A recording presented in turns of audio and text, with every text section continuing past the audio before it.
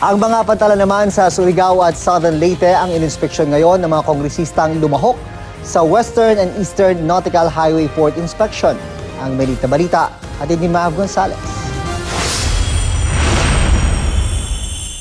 Nagsimula na ang biyahe pabalik sa Maynila ng mga kongresista na sumali sa Western at Eastern Nautical Highway Port Inspection kahapon.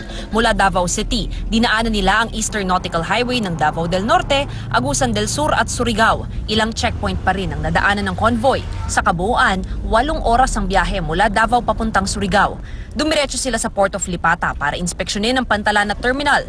Nakausap nila Majority Leader Rudy Fariñas ang ilang pasahero roon.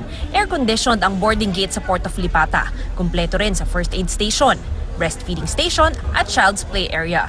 300 hanggang 360 pesos ang pamasahe patawid sa Leyte depende sa class. 240 hanggang 2,500 pesos naman pagsasakyan.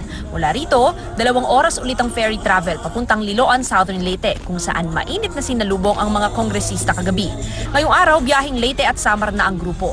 Ayon kay House Speaker Pantaleon Alvarez, layunin ng ekspedisyon na ito na makita nila ng personal ang sitwasyon mula Luzon hanggang Mindanao.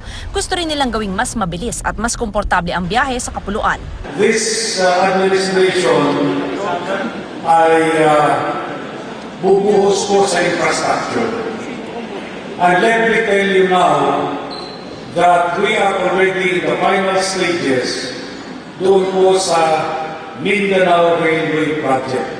Alam natin lahat na itong mga buwan na ito ay inuumpisahan na ang tinatawag na NEP, National Expenditure Program.